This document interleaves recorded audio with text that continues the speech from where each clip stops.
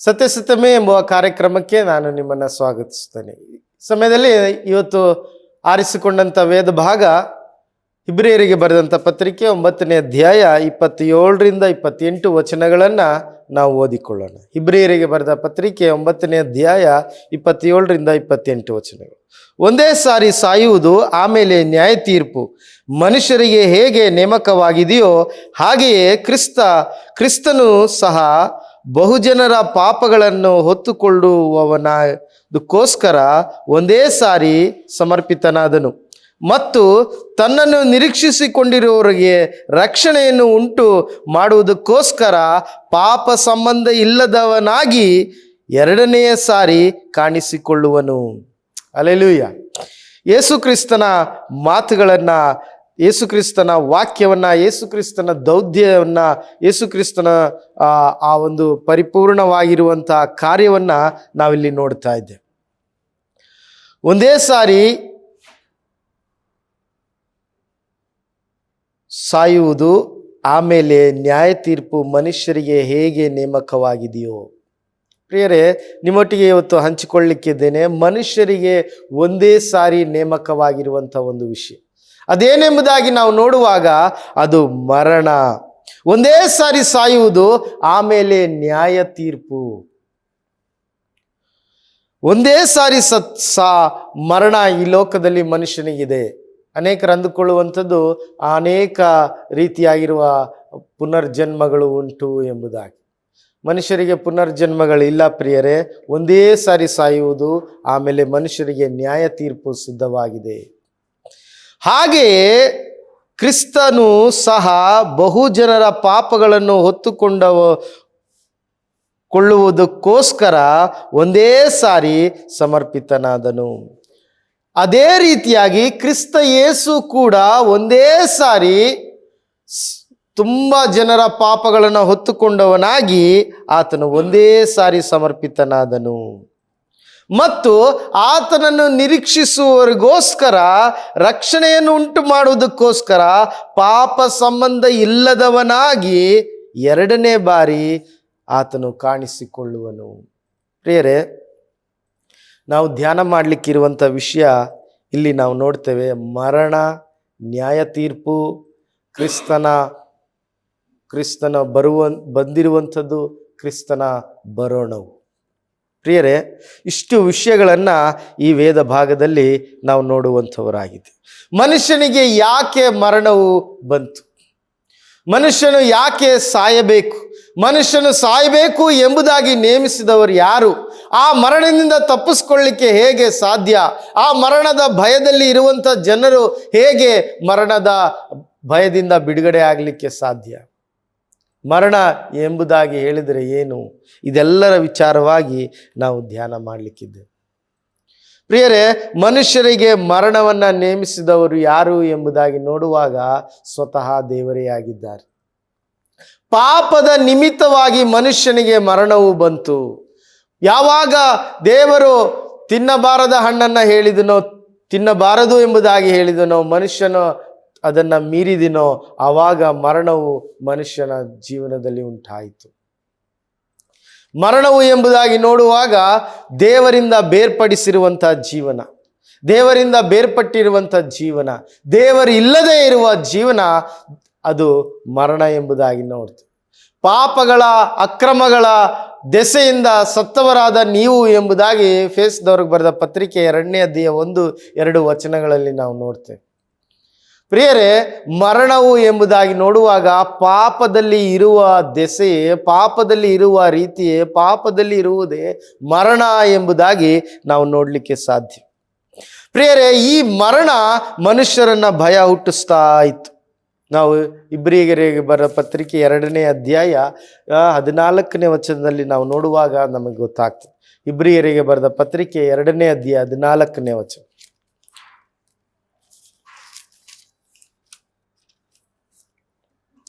ಇದಲ್ಲದೆ ಮಕ್ಕಳು ರಕ್ತಮಾಂಸಧಾರಿಗಳಾದದ್ದರಿಂದ ಆತನು ಅವರಂತೆಯೇ ಆದನು. ತನ್ನ ಮರಣದಿಂದಲೇ ಮರಣಾಧಿಕಾರಿಯನ್ನು ಅಂದರೆ ಸೈತಾನನನ್ನು ಅಡಗಿಸಿಬಿಡುವುದಕ್ಕೂ ಮರಣದ ಭಯದ ದೆಸೆಯಿಂದ ತಮ್ಮ ಜೀವಮಾನವೆಲ್ಲ ದಾಸತ್ವದೊಳಗೆ ಇದ್ದವರನ್ನು ಬಿಡಿಸುವುದಕ್ಕೂ ಅವರಂತೆ ರಕ್ತ ಮಾಂಸಧಾರಿಯಾದನು. ಪ್ರಿಯರೇ, ಯೇಸು ಕ್ರಿಸ್ತನು ಮರಣವನ್ನು ಅನುಭವಿಸುವುದಕ್ಕೋಸ್ಕರ, ಮರಣವನ್ನು ಜಯಿಸುವುದಕ್ಕೋಸ್ಕರ, ಮರಣವನ್ನು ಅಡಗಿಸಿಬಿಡುವುದಕ್ಕಾಗಿ, ಆತನು ಮರಣವನ್ನು ಹೊಂದುವುದಕ್ಕಾಗಿ ಶರೀರಧಾರಿಯಾಗಿ ಈ ಲೋಕಕ್ಕೆ ಬಂದನು. ಪ್ರಿಯರೇ, ಆತನು ಶರೀರಧಾರಿಯಾಗಿ ಈ ಲೋಕಕ್ಕೆ ಆತನು ಜನಿಸಿದನು ಎಂಬುದಾಗಿ ನಾವು ನೋಡ್ತೇವೆ. ಆತನು ಮೊದಲನೇ ಬಾರಿ ಈ ಲೋಕಕ್ಕೆ ಬಂದಾಗ ಆತನು ಮನುಷ್ಯನಾಗಿ ಈ ಲೋಕಕ್ಕೆ ಬಂದನು ಎಂಬುದಾಗಿ ನಾವು ನೋಡ್ತೇವೆ. ಮನುಷ್ಯನ ಸಾದೃಶ್ಯದಲ್ಲಿ ಆತನು ಈ ಲೋಕಕ್ಕೆ ಬಂದನು ಎಂಬುದಾಗಿ ನಾವು ನೋಡ್ತೇವೆ. ಯೋಹಾನನು ಬರೆದಂಥ ಸುವಾರ್ತೆ 1ನೇ ಅಧ್ಯಾಯದಲ್ಲಿ ನಾವು ನೋಡ್ತೇವೆ, ಆದಿಯಲ್ಲಿ ವಾಕ್ಯವಿತ್ತು, ಆ ವಾಕ್ಯವು ದೇವರ ಬಳಿಯಲ್ಲಿತ್ತು, ಆ ವಾಕ್ಯವು ದೇವರಾಗಿತ್ತು. 14ನೇ ವಚನದಲ್ಲಿ ನಾವು ನೋಡುವಾಗ ಆತನು ಮನುಷ್ಯನಾಗಿ, ಆ ವಾಕ್ಯವೆಂಬುವನು ಮನುಷ್ಯನಾಗಿ ಈ ಲೋಕಕ್ಕೆ ಬಂದನು ಎಂಬುದಾಗಿ. ಪ್ರಿಯರೇ, ಯೇಸು ಕ್ರಿಸ್ತನು ಶರೀರಧಾರಿಯಾಗಿ ಈ ಲೋಕಕ್ಕೆ ಬಂದನು. ತನ್ನನ್ನು ಬರಿದು ಮಾಡಿಕೊಂಡವನಾಗಿ ಈ ಲೋಕಕ್ಕೆ ಬಂದನು. ತನ್ನನ್ನು ಏನು ಇಲ್ಲದವನಾಗಿ, ದೈವಿಕವಾಗಿರುವ ಎಲ್ಲ ಗುಣಗಳನ್ನು ಬಿಟ್ಟವನಾಗಿ ಈ ಲೋಕಕ್ಕೆ ಆತನು ಬಂದನು. ಕಾರಣ, ಮರಣವನ್ನು ಆತನು ಅನುಭವಿಸಬೇಕಾಗಿತ್ತು, ಮರಣವನ್ನು ರುಚಿ ನೋಡಬೇಕಾಗಿತ್ತು, ಮರಣವನ್ನು ಜಯಿಸಬೇಕಾಗಿತ್ತು, ಮರಣವನ್ನು ಅಡಗಿಸಿ ಬಿಡಬೇಕಾಗಿತ್ತು. ಪ್ರಿಯರೇ, ಒಂದು ದೊಡ್ಡ ಸೇನಾಧಿಪತಿ ಆತನು ಯುದ್ಧಕ್ಕೆ ಹೋಗುವಾಗ ತನಗಿರುವ ಎಲ್ಲ ವಸ್ತ್ರಗಳನ್ನು ಹಾಕಿಕೊಂಡು ಆತನು ಯುದ್ಧಕ್ಕೆ ಹೊರಟ. ಯುದ್ಧಕ್ಕೆ ಹೋಗೋದಕ್ಕಿಂತ ಮುಂಚೆ ಅವರೇನು ಮಾಡ್ತಾರೆ, ಕುಟುಂಬದವ್ರನ್ನೆಲ್ಲ ಅವರು ಪ್ರೀತಿಸಿ ಮುದ್ದಾಡಿ ಅವರು ಮಾತನಾಡಿ ಅವರು ಹೋಗುವಂಥವರಾಗಿದ್ದಾರೆ. ಹಾಗಿರುವಾಗ ಆ ಸೇನಾಧಿಪತಿ ತನ್ನ ಹೆಂಡತಿಯನ್ನು ಮಾತನಾಡಿಸಿ, ತನ್ನ ಹೆಂಡತಿಯೊಟ್ಟಿಗೆ ಮಾತನಾಡಿ ತನಗೆ 1 ವರ್ಷದ ಹುಡುಗನನ್ನು ಮಾತನಾಡಿಸ್ಲಿಕ್ಕಾಗಿ ಹೋದಾಗ ಆ ಹುಡುಗ ಅವನನ್ನು ನೋಡಿ ಓಡಿ ಹೋಗ್ತಾ ಇದ್ದಾನೆ. ಆ ಸೇನಾಧಿಪತಿಗೆ ಯಾಕೆ ಇವನು ಓಡೋಗ್ತಾ ಇದ್ದಾನೆ ಎಂಬುದಾಗಿ ಅನಿಸ್ತು. ತಕ್ಷಣ ಆ ಹೆಂಡತಿ ಹೇಳಿದ್ಲು, ನೀವು ಹಾಕಿಕೊಂಡಿರುವಂಥ ಈ ವಸ್ತ್ರಗಳನ್ನು, ಈ ಯುದ್ಧ ವಸ್ತ್ರಗಳನ್ನು ನೋಡಿ ಅವನು ಹೆದರ್ತಾ ಇದ್ದಾನೆ ಎಂಬುದಾಗಿ ಹೇಳಿದ್ಲು.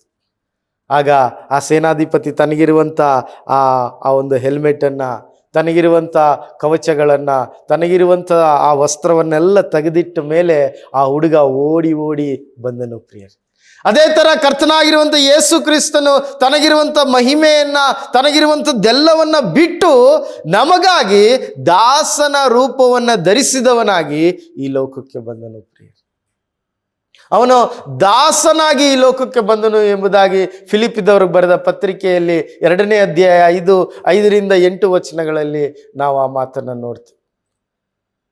ಪ್ರಿಯರೇ, ಆತನು ತನ್ನನ್ನು ಬರಿದು ಮಾಡಿಕೊಂಡು ಬಂದನು, ತನಗಿರುವ ದೈವತ್ವವನ್ನೆಲ್ಲ ಆತನು ಬಿಟ್ಟು ಬಂದನು ಎಂಬುದಾಗಿ ನಾವು ನೋಡ್ತೇವೆ. ದಾಸನ ರೂಪವನ್ನು ಧರಿಸಿಕೊಂಡನು ಎಂಬುದಾಗಿ ನಾವು ನೋಡ್ತೇವೆ. ಆತನು ರಕ್ತ ಮಾಂಸವನ್ನು ಧರಿಸಿಕೊಂಡನು ಎಂಬುದಾಗಿ ನೋಡ್ತೇವೆ. ಮಕ್ಕಳು ರಕ್ತ ಮಾಂಸಧಾರಿಗಳಾದದ್ದರಿಂದ ಅವರಂತೆ ಆತನ ಆದನು ಎಂಬುದಾಗಿ ನಾವು ನೋಡ್ತೇವೆ. ಹೌದು ಪ್ರಿಯರೇ, ಕರ್ತನಾಗಿರುವಂಥ ಯೇಸು ಕ್ರಿಸ್ತನು ನಮ್ಮ ಹಾಗೆ ಈ ಲೋಕಕ್ಕೆ ಬಂದನು. ಕಾರಣ, ನನ್ನ ನಿಮ್ಮ ಪಾಪವನ್ನು ಹೊತ್ತುಕೊಳ್ಳಿಕ್ಕೋಸ್ಕರ. ಒಬ್ಬ ವ್ಯಕ್ತಿ ಹೀಗೆ ಹೇಳ್ತಾ ಇದ್ರು, ಯಹೂದ್ಯರು ಯೇಸು ಕ್ರಿಸ್ತನನ್ನು ಒಂದು ಮಿಸ್ಅಂಡರ್ಸ್ಟ್ಯಾಂಡಿಂಗ್ ಆಗಿ ಆತನನ್ನು ಸಾಯಿಸಿದರು ಎಂಬುದಾಗಿ. ಯಹೂದ್ಯರು ಯೇಸು ಕ್ರಿಸ್ತನನ್ನ ಯಾವುದೋ ಒಂದು ತಪ್ಪಾಗಿ ಅಪಾರ್ಥ ಮಾಡಿಕೊಂಡು ಆತನನ್ನು ಶಿಲುಬೆಗೆ ಹಾಕಿದರು ಎಂಬುದಾಗಿ ಒಬ್ಬ ವ್ಯಕ್ತಿ ಹೇಳ್ತಾ ಇದ್ದ. ನಾನು ನಿಮಗೆ ಹೇಳಲಿಕ್ಕೆ ಬಯಸ್ತೇನೆ, ಯೇಸು ಕ್ರಿಸ್ತನು ಯಾವ ಪಾಪವನ್ನು ಮಾಡಲಿಲ್ಲ. ಯೇಸು ಕ್ರಿಸ್ತನು ಈ ಲೋಕದಲ್ಲಿ ಇದ್ದಾಗ ಪರಿಶುದ್ಧವಾಗಿ ಜೀವಿಸಿದ್ರು. ಹೌದು ಪ್ರಿಯರೇ, ಯೇಸು ಕ್ರಿಸ್ತನು ಈ ಲೋಕದಲ್ಲಿದ್ದಾಗ ಚಾಲೆಂಜ್ ಮಾಡಿದನು. ಯೋಹಾನನು ಬರೆದ ಸುವಾರ್ತೆ 8ನೇ ಅಧ್ಯಾಯ 46ನೇ ವಚನವನ್ನು ಓದಿದ್ರೆ ನಮಗೆ ಗೊತ್ತಾಗ್ತದೆ.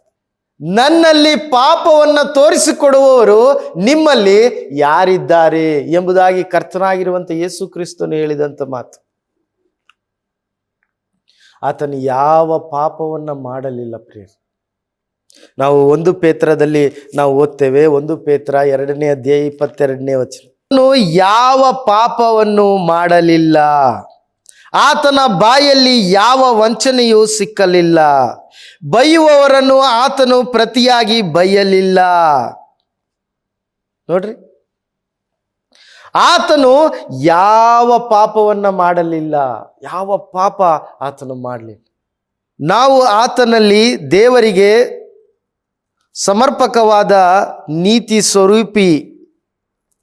ನೀತಿ ಸ್ವರೂಪವುಗಳುಳ್ಳವರಾಗುವಂತೆ ದೇವರು ಪಾಪ ಜ್ಞಾನವಿಲ್ಲದ ಆತನನ್ನು ನಮಗೋಸ್ಕರ ಪಾಪ ಸ್ವರೂಪಿಯಾಗಿ ಮಾಡಿದನು.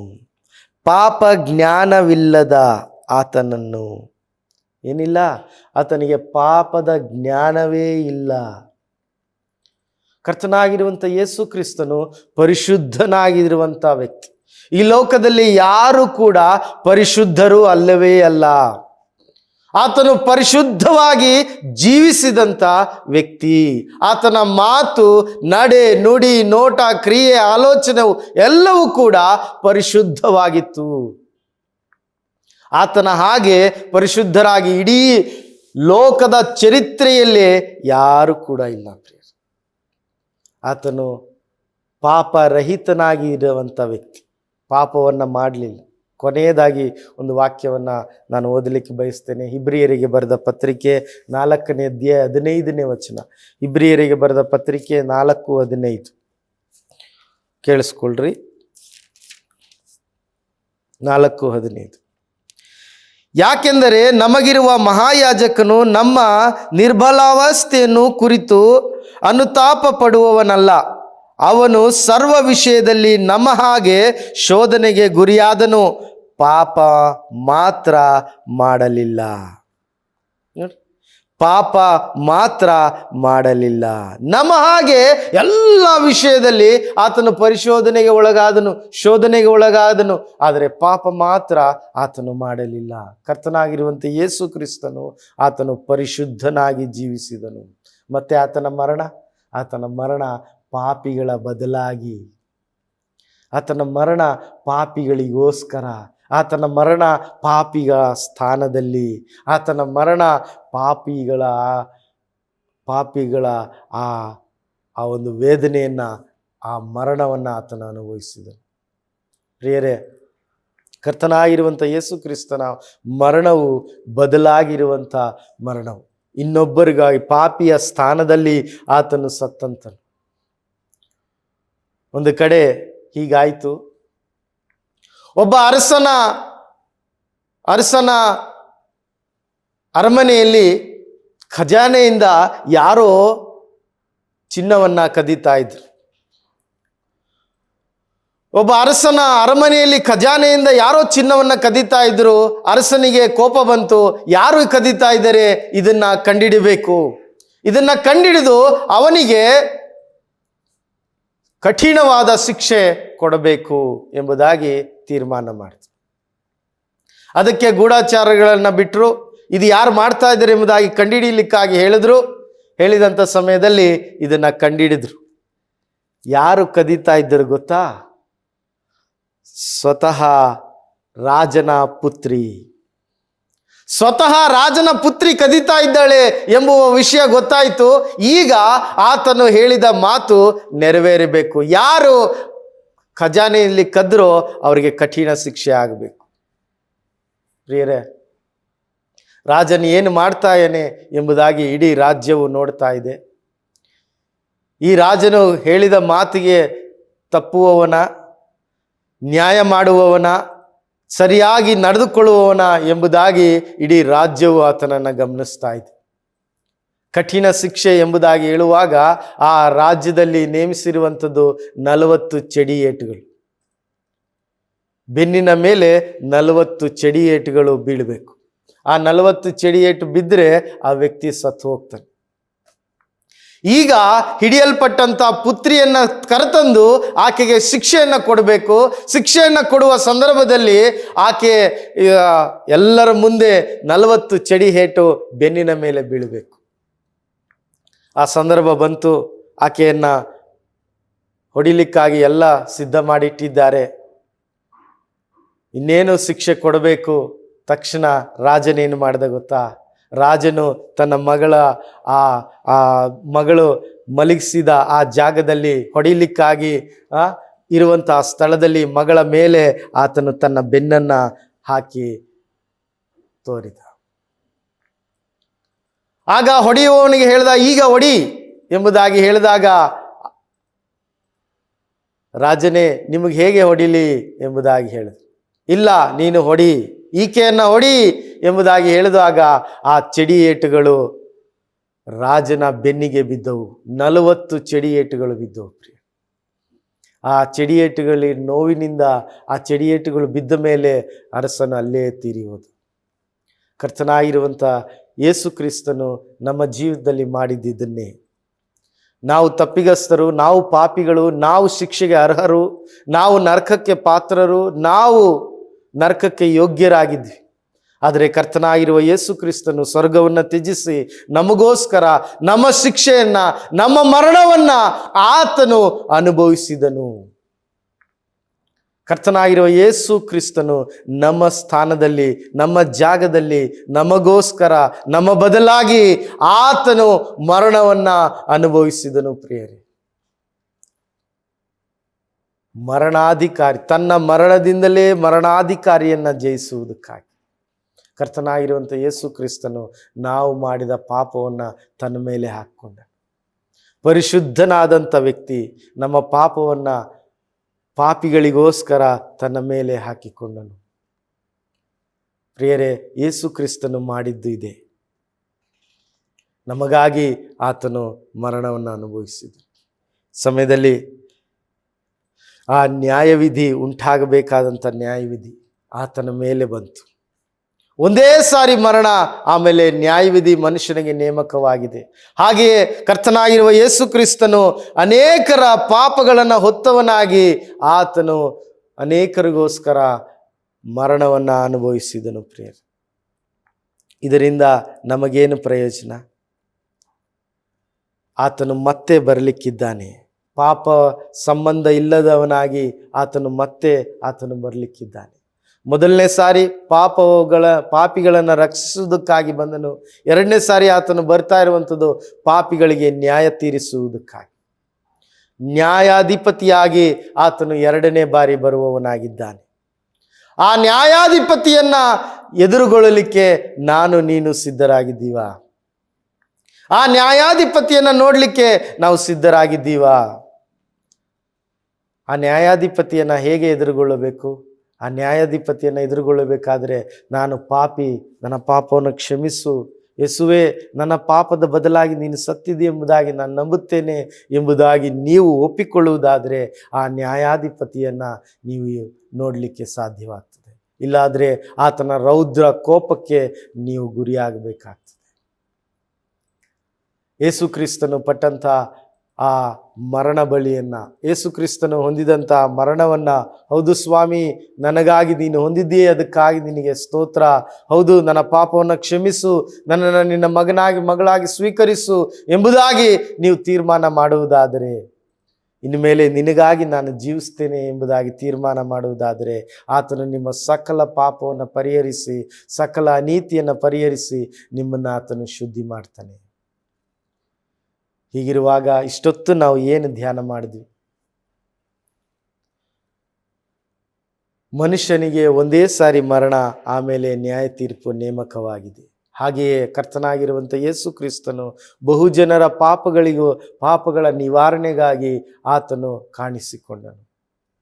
ಅದು ಮಾತ್ರವಲ್ಲ, ಆತನು ಮರಣವನ್ನು ಜಯಿಸುವುದಕ್ಕಾಗಿ, ಮರಣವನ್ನು ಅಡಗಿಸಿ ಬೀಳುವುದಕ್ಕಾಗಿ ಆತನು ಮೊದಲನೇ ಸಾರಿ ಆತನು ಬಂದನು. ಎರಡನೇ ಸಾರಿ ಆತನು ಬರಲಿಕ್ಕಿದ್ದಾನೆ. ಆತನು ನ್ಯಾಯ ತೀರಿಸಲಿಕ್ಕಾಗಿ ಬರಲಿಕ್ಕಿದ್ದಾನೆ. ಸಮಯದಲ್ಲಿ ನಿಮ್ಮ ಜೀವಿತವನ್ನು ಯೇಸುಗೆ ಒಪ್ಪಿಸ್ಕೊಡ್ರಿ. ಹೌದು ಯೇಸುವೆ, ನಾನು ಪಾಪ ಮಾಡಿದ್ದೇನೆ, ನನ್ನನ್ನು ಕ್ಷಮಿಸು. ಎಂಬುದಾಗಿ ನೀವು ಒಪ್ಪಿಕೊಳ್ಳುವುದಾದರೆ ಕರ್ತನಾಗಿರೋ ಯೇಸು ಕ್ರಿಸ್ತನು ನಿಮ್ಮ ಪಾಪವನ್ನು ಕ್ಷಮಿಸ್ತಾನೆ, ನಿಮ್ಮನ್ನು ಆತನು ಶುದ್ಧೀಕರಿಸ್ತಾನೆ, ಪಾಪದ ಶಿಕ್ಷೆಯಿಂದ ಬಿಡಿಸ್ತಾನೆ. ಯೇಸು ಸ್ವಾಮಿ ಹೇಳಿದ್ದು, ನನ್ನನ್ನು ನಂಬುವವನು ಅವನು ಸತ್ತರೂ ಬದುಕುವನು, ಆತನು ನಿಮಗೆ ನಿತ್ಯ ಜೀವವನ್ನು ಕೊಡಲಿಕ್ಕಿದ್ದಾನೆ. ಈ ಸಣ್ಣ ಪ್ರಾರ್ಥನೆ ನೀವು ಮಾಡುವುದಾದರೆ ಯೇಸು ಕ್ರಿಸ್ತನು ನಿಮ್ಮನ್ನು ಕ್ಷಮಿಸ್ತಾನೆ. ಯೇಸುವೇ, ನಾನು ಪಾಪಿ, ನನ್ನನ್ನು ಕ್ಷಮಿಸು, ನನ್ನ ನಿನ್ನ ಮಗನಾಗಿ ಮಾಡಿಕೊ, ಮಗಳಾಗಿ ಮಾಡಿಕೊ, ನನ್ನ ಹೃದಯಕ್ಕೆ ಬಾ, ನಿನಗಾಗಿ ಜೀವಿಸಲಿಕ್ಕೆ ಸಹಾಯ ಮಾಡು. ಯೇಸುವಿನ ನಾಮದಲ್ಲಿ ಬೇಡುತ್ತೇನೆ ನಮ್ಮ ತಂದೆಯೇ, ಆಮೆನ್.